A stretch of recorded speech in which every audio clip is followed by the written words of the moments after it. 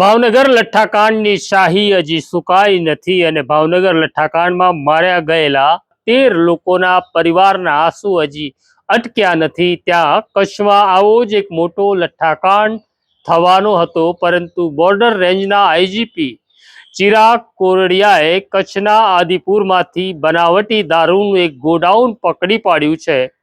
ભાવનગરમાં royal Stag બનાવટી દારૂ બન્યો હતો અને કચ્છમાં રોયલ ચેલેન્જ બનાવટી દારૂ મળી આવ્યો છે। તેની વિગતે વાત કરવી છે। વૈષ્ણવજન તો તેને કહીએ જે પીડ પરાઈ જાનાને રે। નમસ્કાર, નવજીવન ન્યૂઝમાં તમારું સ્વાગત છે અને હું છું તમારો પ્રશાંત દયાળ। વાત કરવી છે એક મોટા સમાચારની। ભાવનગરના લઠ્ઠાકાંડમાં 13 લોકોના મોત થયા છે અને હવે ભાવનગરના પોલીસ અધિકારીઓ ઉપર તલવાર લટકી રહી છે। કોનો ક્યારે ભોગ લેવાશે તેની ખબર નથી, પરંતુ ગુજરાતની અંદર વ્યાપક પ્રમાણમાં બનાવટી દારૂ બની રહ્યો છે, જેના કારણે અનેક લોકોના મોત થાય એવી સંભાવનાઓ નિર્માણ થઈ છે।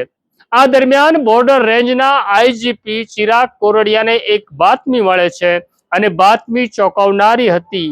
કચ્છ પૂર્વના આદિપુરમાં ભર બજારની અંદર નકલી દારૂ બનાવવાનું એક કારખાનું ચાલી રહ્યું છે। ચિરાગ કોરડિયા પોતાની ટીમને આદિપુર મોકલે છે અને બજારની અંદર પાટિયું તો જુદું હતું, પરંતુ અંદર નકલી દારૂ બની રહ્યો હતો।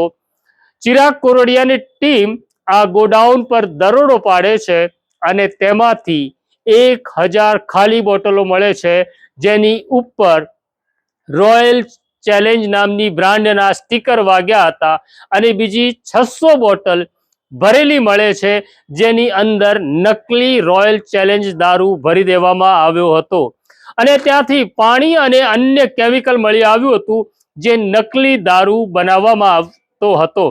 પોલીસે ત્યાંથી ઘટના સ્થળેથી 2 લોકોની ધરપકડ કરી છે, જેમાં મુંબઈના હિતેશ બામણિયા અને મથુરાના બિજેન્દ્ર જાટની ધરપકડ કરી છે। આ લોકો વ્યાપક પ્રમાણમાં નકલી દારૂ કચ્છમાં જ બનાવતા હતા અને વિદેશી દારૂના નામે તે લોકો સુધી પહોંચાડતા હતા। આ ઝેર લોકોના પેટમાં જાય તે પહેલા કચ્છ પોલીસે કાબિલે દાદ કામગીરી કરી છે અને મોટો લઠ્ઠાકાંડ પકડ્યો છે। તાજેતરમાં જ આ જ પ્રકારે કચ્છ પોલીસે અંજારમાંથી પણ નકલી વોડકા બનાવવાની ફેક્ટરી પકડી પાડી હતી। સાવચેત રહેજો, પોતાને બચાવતા રહેજો અને આવા દારૂથી પોતાને સલામત રાખો તેવા પ્રયત્ન કરતા રહેજો। આ અંગે તમારે શું કહેવું, કોમેન્ટ બોક્સમાં જરૂરથી લખજો। અમારી સાથે વાત કરતા રહેજો। મને મારા સાથી અબુઝરને રજા આપો એ પહેલા બેલ આઇકોન દબાવી સ્ટોરીને શેર અને લાઈક કરો। નમસ્કાર।